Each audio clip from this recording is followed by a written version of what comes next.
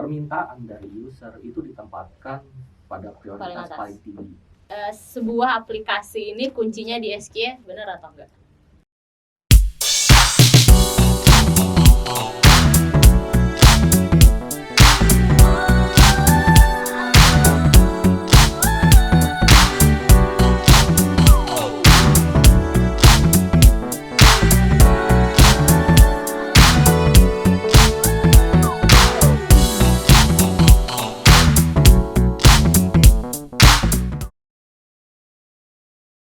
IT Podcast, Cio tempatnya. Halo, balik lagi bersama saya Gesa Fridayanti di IT Podcast Cio Academy.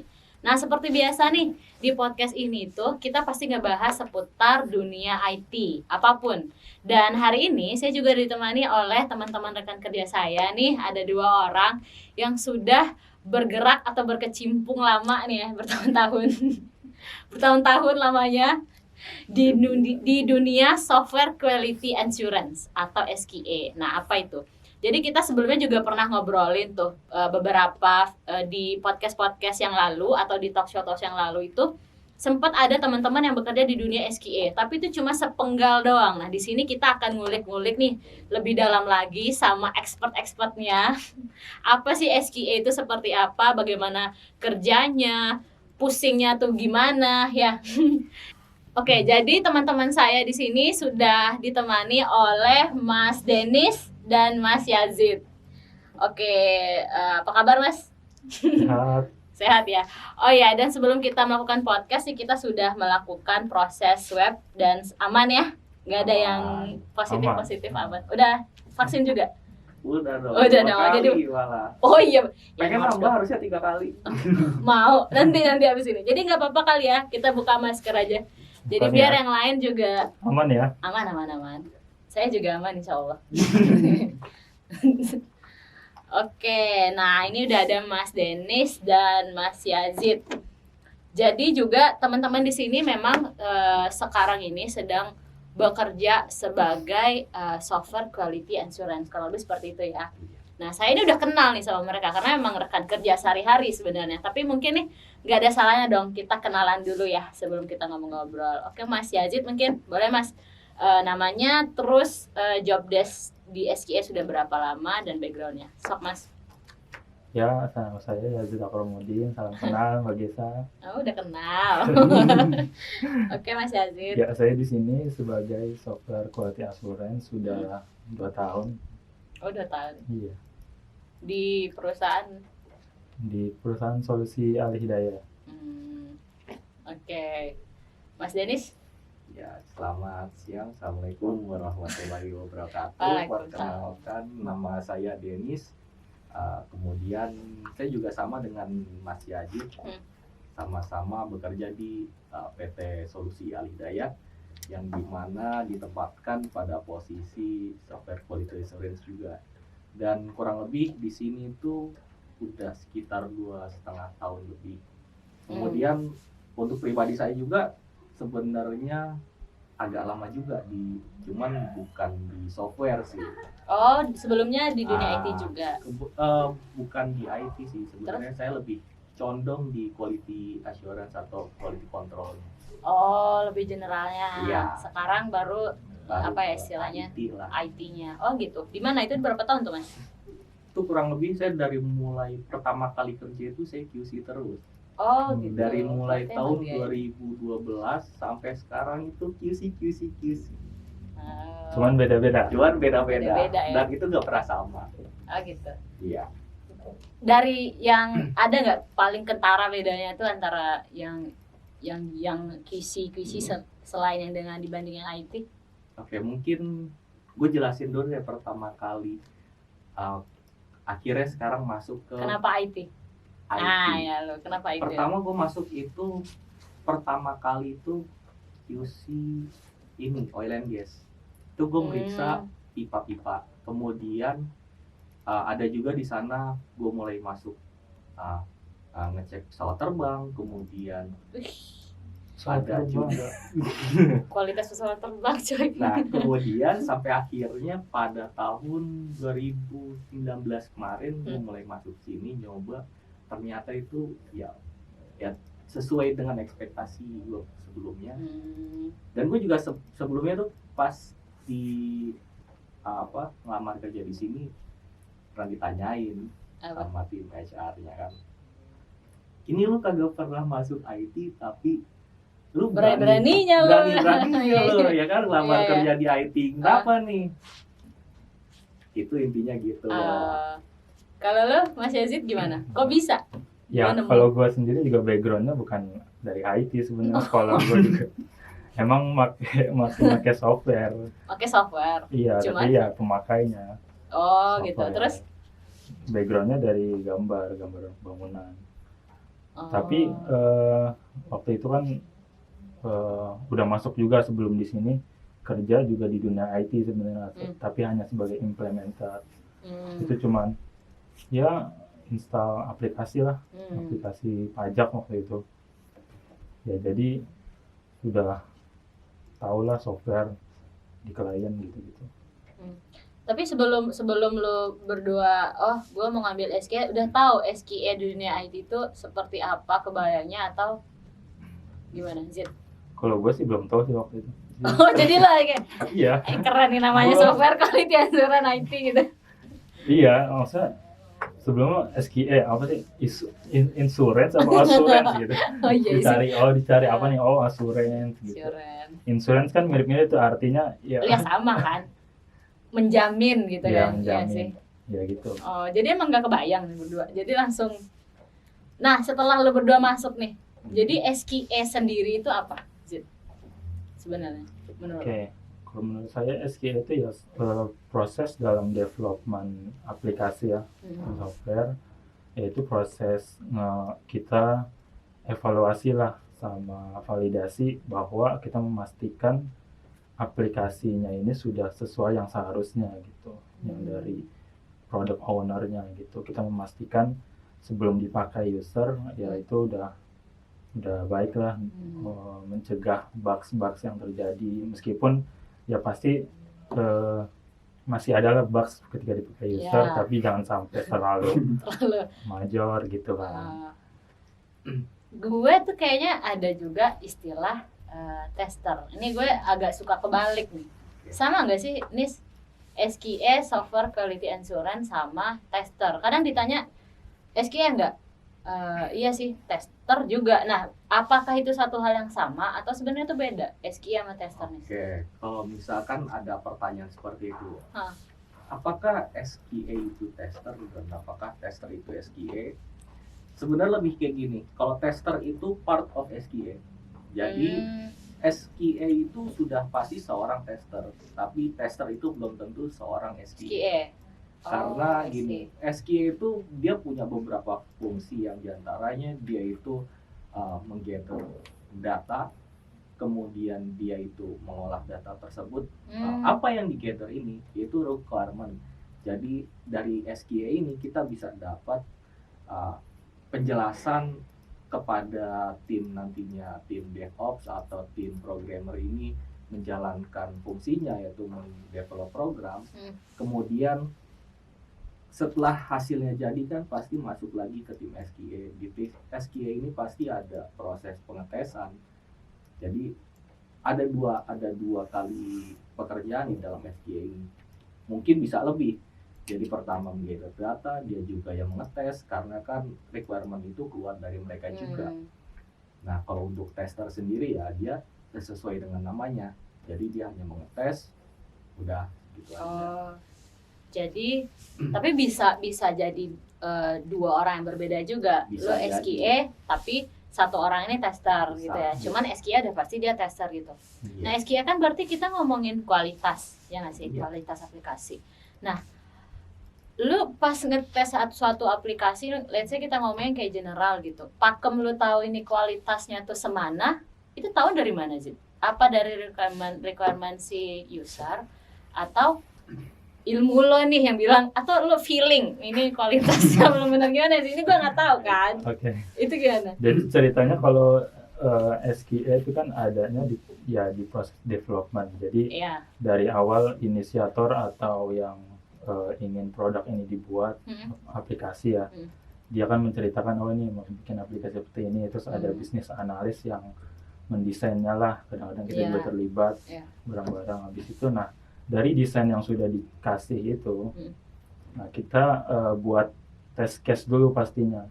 Jadi setelah berarti sebelum di develop ya gitu. Sudah dapat desainnya, si bisnis analis itu ngasih ke developer dan juga ngasih ke SQA. Nah SQA langsung bikin test case-nya dan developer ngebangunnya gitu. Di situ prosesnya mulai SQA ya. Ya udah kita harus pastikan dari desain dan requirement itu ya kita buat test case-nya sebaik mungkin gitu supaya seluruh keseluruhan end to end-nya jalan bener lah, supaya sebelum dipakai user ya sudah bagus gitu lah, sudah sesuai desain yang seharusnya seperti apa aplikasi itu.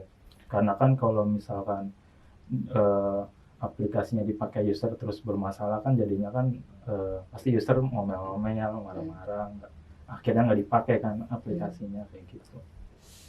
Jadi yang paling penting ya test case-nya itu yang kita buat. Test case-nya itu berdasarkan requirement dari si user. Iya. Ada nggak kasus misalnya nih user itu ada requirement user, misalnya ya terlalu panjang sebenarnya prosesnya, dan lo sebagai SQA tuh tahu ini tuh bisa dibikin lebih simple gitu. Nah untuk kasus-kasus yang kayak gitu, biasanya lo tetap ngikutin kualitas dari dari product owner ya, dari product ownernya, atau lo yang yang ngasih tahu ini sebenarnya untuk lebih efektif itu seperti ini.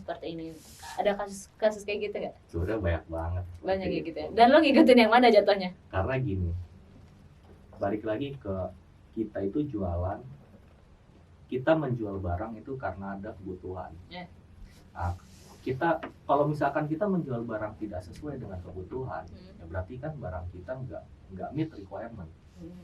Jadi bisa dibilang walaupun standarnya seperti itu, balik lagi di mana-mana kayak yang saya kasih tahu sebelumnya, di mana-mana itu permintaan dari user itu ditempatkan pada prioritas paling tinggi, bukan standar code yang berlaku. Nah itu. Jadi kuat ya, ntar diedit. Dikuat. Di sini by Dennis 2021. Iya benar, serius. Gue pengen dimanapun standar code itu biasanya mengatur best practice. Jadi dia itu menilai bahwa umumnya digunakan seperti itu. Ya itu. Jadi kita bentrok antara maunya user dan best practice ya lebih. Gitu. Tapi jika memang kebutuhan yang berlaku di user itu ternyata lebih berbelit-belit istilahnya, atau bisa dibilang ini prosesnya akhirnya panjang banget, nggak simpel, ya balik lagi standar itu bisa berubah, bukan berarti harus diikuti. Karena ya itu tadi balik lagi yang di awal ya, ke awal, bahwa prioritas pertama adalah kebutuhan user. Nah prosesnya sendiri sih untuk SQA itu gimana sih? Apa lu langsung ini aplikasi udah tes atau gimana sih? Step by stepnya gitu. Tes dah selesai, yang lu tahu, lu sendiri yang tahu step by stepnya atau Tuhan yang tahu? Tuhan yang tahu kayak udah ya mana ininya udah pokoknya udah dites, atau gimana nih step by step untuk lo itu melakukan quality assurance aplikasi? Ya untuk step by stepnya ya. Jadi ya dari awal tadi kita sudah requirement dan desain sudah masuk ke kita. Berarti pas requirement dan desain SQA belum ada belum ada tasnya di situ. Berarti benar-benar bisnis analis yang melakukan yang gathering, atau lu juga ikut gathering juga di sana? Ya biasanya di sini kita ikut juga. Oh ikut juga. Ya. Tapi yang desain full bisnis analis gitu. Ya. Terus? Nah ya udah kita setelah desain frame lah udah ditandatangan user biasanya kalau di project kan. Dokumen desain. Ya dokumen desain. Terus kita buat test case-nya, harus test case setiap. Jadi ada dibagi komponen unit test, terus integration test sama end to end-nya. Mampus apaan tuh? Pasti kita unit test-nya itu unit test ya kita berdasarkan komponen kecil dari requirement-nya gitu. Oke. Ada ini kan aplikasi, ada beberapa komponen lah yang fitur-fiturnya. Nah itu unit test kita itu paling dibikin ya, skenario-nya per fitur. Oke, itu unit test. Terus habis itu integration-nya itu dengan database-nya yang dibuat developer. Infrastrukturnya. Ke database-nya gimana itu dites. Habis itu ya terakhir yang paling lama waktunya ya end to end testingnya itu dari awal sampai benar-benar keseluruhan, dan kita harus pakai point of view-nya user sebagai user lah, kayak gitu. Oke, kemudian dites. Kalau sudah yakin dan sudah checklist semua test case-nya oke, ya sudah, berarti itu dinyatakan oke, kita udah oke nih ya. Menarik. Dennis tawa-tawa nih kayaknya nggak mungkin tahapnya gitu sih, pasti ada tahap yang tidak tersebutkan, ya nggak? Ya tolong ditambahkan. Ya karena itu kan mulus banget nanti gitu kan lo bikin gampang banget kalau gitu. Sebenarnya ada ya di balik layar itu ada banyak banget sih. Kita habisin ya situ dulu. Habis end to end, habis itu ya udah end to end sudah semua. Ya dalam prosesnya pastinya kita intensif dengan developernya ya, programmer langsung dari sebenarnya ya prosesnya sesimpel harusnya. Berarti ada kendala dong di setiap proses itu. Kendala terberat apa nih yang senyum-senyum dari tadi? Kendala terberat di bagian mana nih kalau SQE? Ya, kalau menurut gue sih apa ya, nggak ada yang berat asal kita niat. Gue pengen gambar karena gitu sebenarnya nggak ada poin yang berat ya, yang penting kita niat dulu aja. Mungkin menurut gua pribadi sih yang berat itu di komunikasi. Karena setiap kepala itu beda. Ini lagi ngomongin SQE kan, gue takut komunikasi dan kepala. Terutama gini, karena ya menurut gua kalau misalkan dalam bidang quality assurance sendiri atau QC itu punya kesamaan yang sama. Iya sebenarnya. Apa itu kesamaan yang sama? Itu komunikasi antara bisa dibilang orang yang membuat si barang sama kita developer berarti. Dalam hal ini developernya kan, orang yang membuat barangnya sama kita sebagai testernya. Pasti ada satu ego di mana pembuat barang ini merasa bahwa barangnya itu bagus. Iya. Ya kan. Nah sedangkan kita sendiri yang mengetes bahwa ini salah. Ya kan, harusnya bisa dibenerin. Itu pasti ada, pengen di bidang QC apapun ada gontok-gontokan seperti itu. Nah, itu dia. Jadi kita harus men-challenge developernya lah. Apa yang lu buat tuh ternyata belum gitu. Belum sesuai sama mau itu ini. Berarti di situ ya. Iya. Kendala. Kadang kan ya kalau misalkan kita udah panas nih kan, otak nih dikejar deadline ya kan. Itu udah hajar bleh terus ya kan. Terusnya udah ya emosi kan kenanya, emosi seperti itu ya, karena kan kita lihat deadline kita udah dekat, kemudian pekerjaan kita ternyata masih tersisa banyak, ya mungkin kendalanya situ sih. Kalau gue bilang nih masih santai kendala nggak nih? Kenapa mau ngelarin lagi? Kayaknya masih kurang kendala deh. Ya, karena kita kan dalam prosesnya tadi desain udah jelas, terus kan dibagi ke developer dan ke kita SQE, kita bikin test case. Nah kadang-kadang ya kalau udah deadline kan kita men-challenge developernya ya.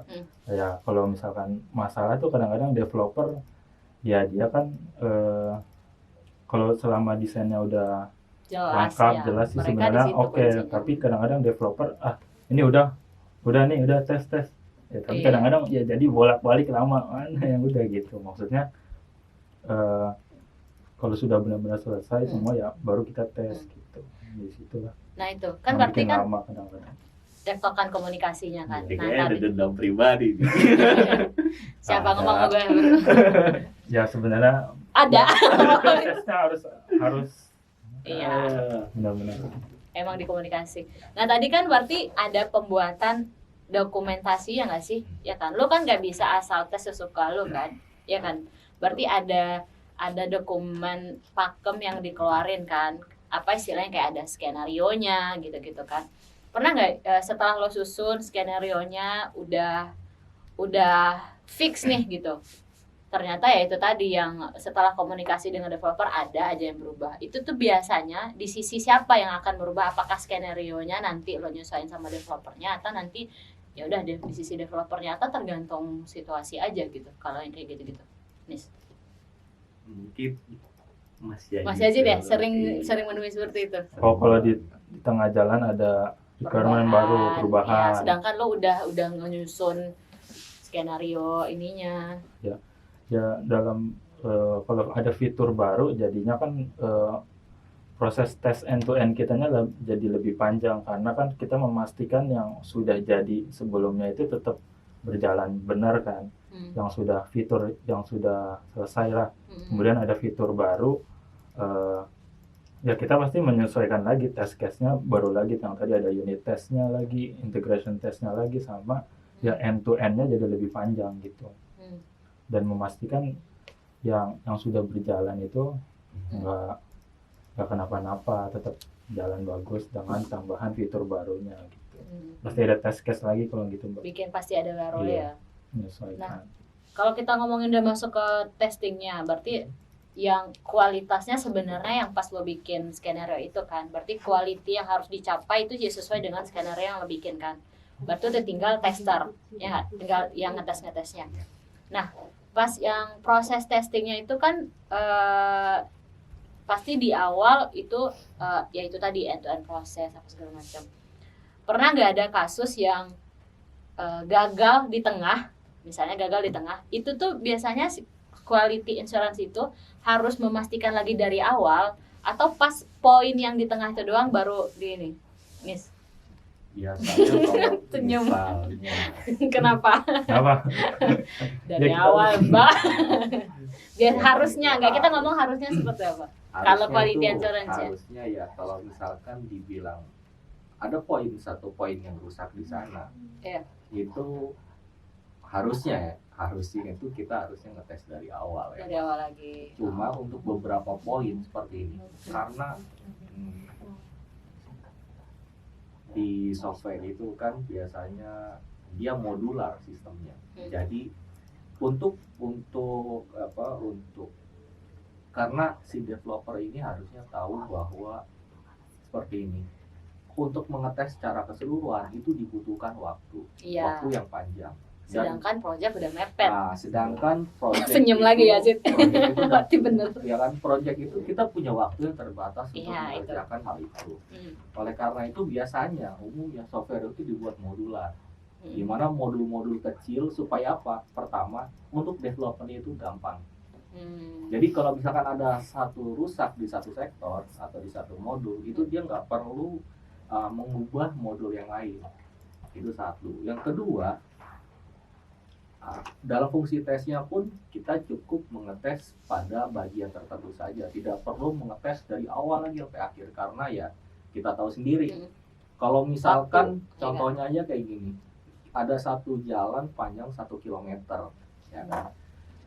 Terusnya yang rusak ini di kilometer ke 90.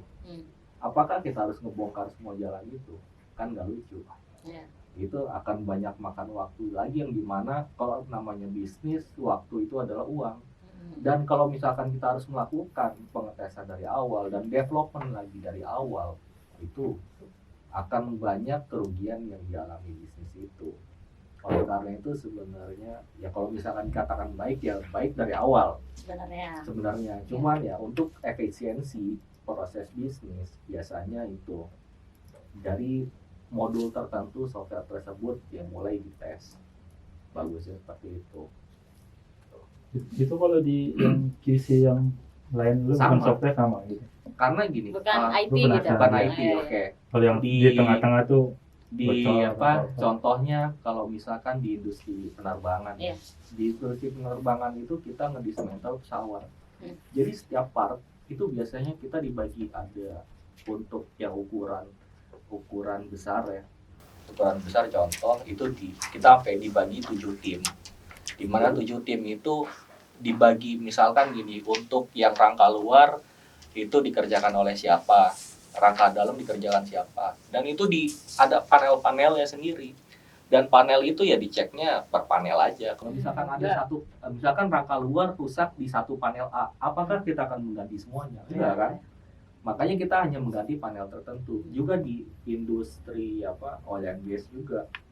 Itu segitu panjang kalau misalkan lo lihat pipa-pipa gas di Dubai itu yang panjangnya ratusan kilo. Ya, di Dubai. Gue Iya. belum pernah ke sana sih. Oke, kalau nggak di sini aja nih di pembangkit listrik Tahu-tahu yang Dubai. Iya. kan Gue mau lihat Di kalau Dubai. misalkan lu lihat yang kayak film-film perang gitu loh, perang Iya. yang di Timur Tengah itu kan ada pipa panjang ya. Kalau nggak salah ada di film Mumi ya. Nggak tahu. Iya. tolong dicari Nah, itu cari dia. Mumi kayak gini pipa. Editornya susah. Ah.